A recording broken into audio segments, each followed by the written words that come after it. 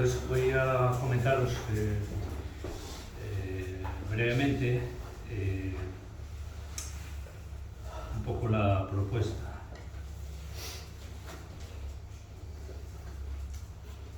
Lo primero,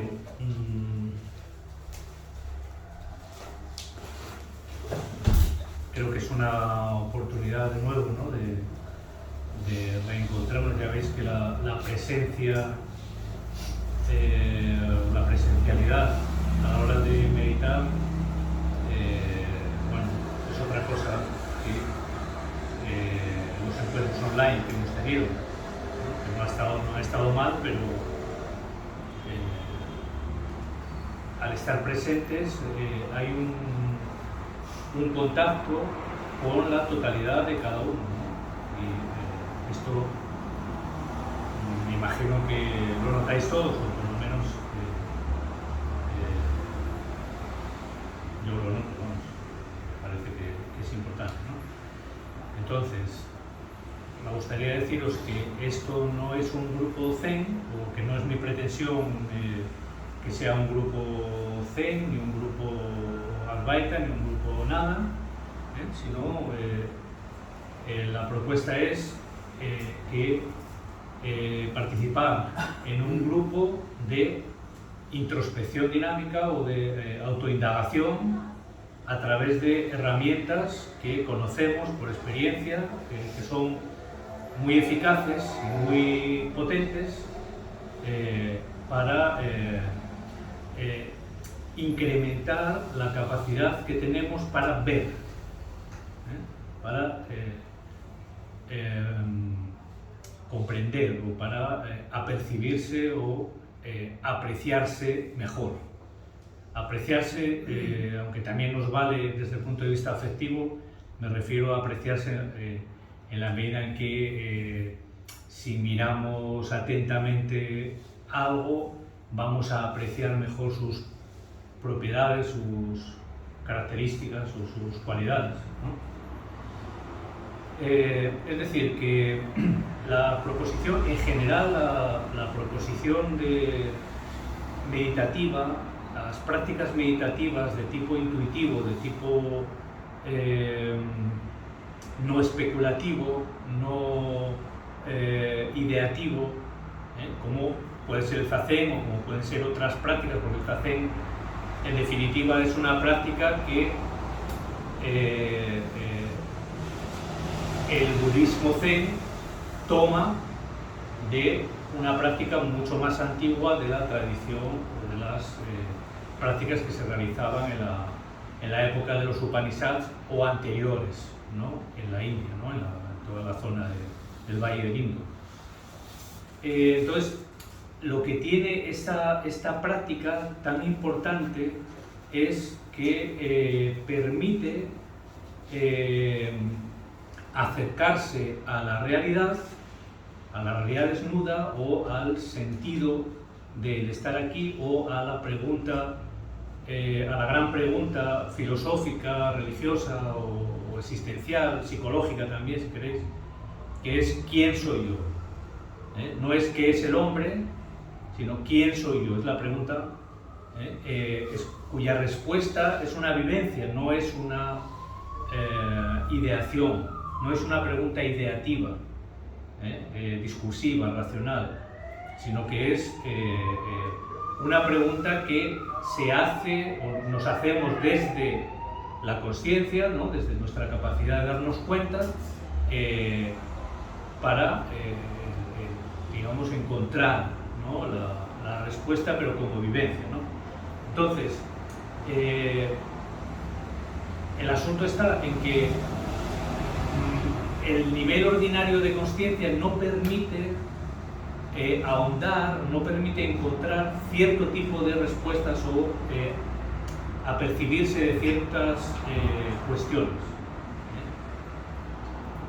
Esto es como si nosotros quisiéramos no sé, pues elaborar un cálculo algebraico, un cálculo matemático en un estado de semiconsciencia mientras estamos a punto de dormirnos o a punto de despertarnos, ¿no? Esto no es posible, necesita estar bien despejado, no sé, haber tomado un café o un té o una Coca-Cola y estar, no sé, sentado, no puedes estar haciendo ese cálculo, pues jugando al futbolín, a la vez que juegas al futbolín o que estás esperando en un sitio excesivamente ruidoso o algo así, ¿no? Es decir, se necesita un poder de concentración, una estabilidad en el foco atencional, se necesita un silencio en el ámbito de la interioridad, un silencio mental, que no es, bueno, se puede dar de manera espontánea, bueno, pues en determinados momentos, pero lo habitual es que esto no se dé si no hay una ruta o una tarea meditativa, comprometida, seria, que va desarrollando esa capacidad, ¿no? Esto es como si nosotros estamos muy interesados no sé, en la panorámica que se da desde las alturas de las montañas o desde las profundidades del océano o del mar, y entonces o bien queremos escalar a 7000 metros para poder tener esa vista o nos sumergimos para bucear a 50 metros, por decir algo, y no entrenamos la capacidad para hacer esto, ¿no? Entonces, bueno, pues vas a tener problemas, o cuando llegas ahí arriba, pues en vez de estar contemplando maravillado el paisaje a esas alturas, pues lo que vas a estar es vomitando o con fiebre o yo qué sé, ¿no? O llamando a un helicóptero para que vaya a recogerte. Lo mismo si nos sumergimos en el mar, ¿no? Es decir, la práctica meditativa, la tarea meditativa, es una carrera de fondo. Es digamos, un camino, ¿no? Un tránsito, un ejercicio, si queremos decirlo así, no en un sentido demasiado convencional, pero sí es un ejercicio, es decir, algo que hay que ejercitar, que de la misma manera que si vamos a hacer un viaje de 10.000 kilómetros, no vamos a empezar el primer día echando a correr, ¿no? Porque o sea, lo normal es que si es un viaje largo, pues empieces poco a poco y vayas a descansar, es decir, que dosifiques, por así decir, ¿no? Que se dosifique el esfuerzo y que se haga de una manera prudente. El camino espiritual no es un camino, el camino, digamos, del autoconocimiento, no es para los extremos o para los extremismos, no es algo compatible con la radicalidad, ni con el fundamentalismo, ni con el integrismo, o sea, ¿no? Con posiciones extremas, ¿no? Sino que es un camino de ecuanimidad, de ponderación, de atención, de cuidado, de revisión, de estar muy atento, porque es fácil perderse, es fácil engañarse, es fácil mecanizarse, en el sentido de que, bueno, pues uno desarrolla la rutina de una manera mecánica y no vas hacia ningún lado. Es decir, aunque estemos quietos y en silencio, hay una tremenda actividad, es decir, es una introspección muy dinámica, y para que se dé ese silencio digamos, el cerebro está funcionando a un nivel digamos, muy alto, ¿no? En condiciones óptimas. De hecho, si estás cansado, si tienes sueño, si estás fatigado, si estás alterado, si estás ansioso, si estás angustiado y tal, no hay ningún silencio meditativo, ni la práctica meditativa es soportable. Es decir, no utilicemos la práctica meditativa como si fuera una aspirina, para quitarnos el dolor de cabeza. Es decir, no. Es decir, es para ejercitar el estado ordinario, el estado de normalidad, y llevarlo un paso más allá del estatus ordinario. La consciencia, ya vemos que es la consciencia ordinaria, no el potencial de consciencia, que ya quizás hablaremos de ello en otro momento, es una cualidad o es una habilidad, es un potencial que es inestable, es inestable, es fluctuante, pasa por momentos de más intensidad, de menos intensidad, de oscurecimiento, de inconsciencia, como vemos, ¿no? A veces uno no sabe cómo ha llegado aquí, o dónde estaba, o qué estaba pensando, o se nubila. Ya no voy a hablar de los estados también de sueño, o de sueño profundo, etcétera, etcétera, o de delirio, ¿no? Donde la persona nos va a contar cosas bueno, pues que pueden resultar relativamente racionalizables o lógicas, pero que son irreales. Entonces, el principio de realidad, que es lo que le da, digamos, lo que tiene el sello de la consciencia, el principio de realidad, es decir, si tú eres consciente de algo, quiere decir que estás apreciando algo, que estás justipreciando, ¿no? Es decir, que estás apreciando de una manera justa, ecuánime, realista, ¿no? Principio de realidad, de la consciencia, ¿no? Pero el principio de realidad psicológico de la consciencia ordinaria es un principio de realidad que es un poco relativo, porque depende mucho de tu manera de entender el mundo, de tus ideas, de tus creencias, de tus experiencias, de tus pareceres, de muchas cosas que, bueno, no son seguramente del todo objetivas, ¿no? O que tienen una carga de subjetividad determinada, ¿no? Pero la meditación intuitiva, meditación sin objeto, el dhyana, ¿no? La práctica meditativa, el silencio meditativo, lleva a la consciencia, ¿no? La va ejercitando, la va entrenando, le va amplificando, ¿no? Ampliando, agrandando la capacidad para apreciar, para sostener la necesaria concentración o la necesaria amplitud como para darse cuenta de ciertas realidades y fundamentalmente de la propia realidad, es decir, ¿no? Del sentimiento originario de quién soy yo, ¿no? Esa respuesta es una respuesta muy íntima, ¿no? Y que no es una respuesta en el sentido que entendemos de manera especulativa, ¿no? Como sabes. Bueno, entonces, dicho todo eso, casualmente, vamos a decir así, no hace muchas semanas, pues era 3 o 4 semanas, o 4, 5, pues alguien, un amigo, que probablemente venga también algún día a meditar, me regaló este libro, que es de un profesor de filosofía japonés, que, bueno, digamos, un conocedor del budismo zen, bastante intenso y tal, y son 7 capítulos, que son 7 ensayos que él escribió en su momento y que se publicaron y tal, ya os lo comenté en el grupo de WhatsApp. Se llama Hacia una filosofía del budismo zen. Os mandé el PDF porque alguien, o sea, un compañero nuestro que está en Uruguay y tal, lo localizó también en PDF y bueno, pues lo pudimos compartir.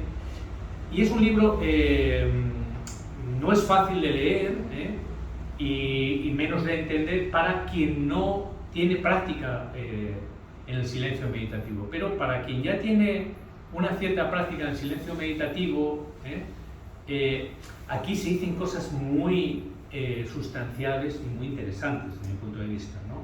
Por eso os sugiero, no es una tarea, no es obligado, no tenéis por qué leerlo, pero yo os sugeriría, os invitaría a leer el capítulo 1, por empezar por algún lado, o sea, leer el prefacio, que es muy cortín, que es interesante leerlo, y el ensayo 1, que es el hombre verdadero sin ningún rango, el problema de campo en la conciencia en el Zen. Si leéis eso, podemos ir hablando de ello también en estos pequeños textos, ¿no? De manera que podamos hacer un pequeño grupo de estudio que nos pueda ayudar luego en la práctica meditativa, ¿no? Que evidentemente no es solo que nos encontremos el miércoles a las 8, los miércoles a las 8, sino que ya sabéis que lo principal es que podamos implementar esa rutina, y no lo digo en el sentido coloquial o de rutina, ¿no? En el sentido mecánico, sino que hay que meditar, ¿no? O sea, hay que encontrar un rato, o 2 ratos, o 3 ratos, o 8 ratos cada día para meditar. Puede ser que un rato estemos 25 minutos o media hora y ahora pues tengo 15 minutos, pues 15 minutos no me da tiempo, no, sí, pues siéntate esos 15 minutos, o sea, siéntate, no, aquíétate, ¿no? Porque no es sentarse en el sentido de, como cuando nos sentamos en el sofá, es quédate quieto y digamos, estate ahí, ¿no? Con tu silencio, con tu presencia, ¿no? Con tu interioridad, ¿no? Porque esto te va a llevar a aprender muchas cosas, van a aparecer claridades o van a aparecer comprensiones, etcétera, que al final te van a llevar a aprender de ti mismo, ¿no? A encontrar, por así decir, en tu propia profundidad al maestro, ¿no? Que es tu propia inteligencia, ¿no? Es la inteligencia del sí, ¿no? O el sí mismo, o como queráis llamarlo, ¿no? Pero es algo en todo caso que tiene que ver con la persona profunda, ¿no? Con lo vital, ¿no? Digo persona por decir algo, digamos, ya hablaremos. Vale, ya para dejar de hablar, con respecto al tema del capítulo 1, dice, este hombre, traía varias cosas, pero me voy a quedar solamente en esto.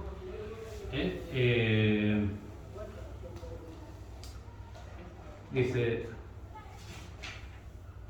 el zazen, sentarse en meditación con las piernas cruzadas, zazen entendido como sentarse en meditación con las piernas cruzadas, que es lo que hemos hecho ahora, y que zazen, si tú te sientas en meditación con las piernas cruzadas, estás en el zazen, da igual si estás, no sé, en una iglesia cristiana o en una iglesia zoroastriana, ¿no?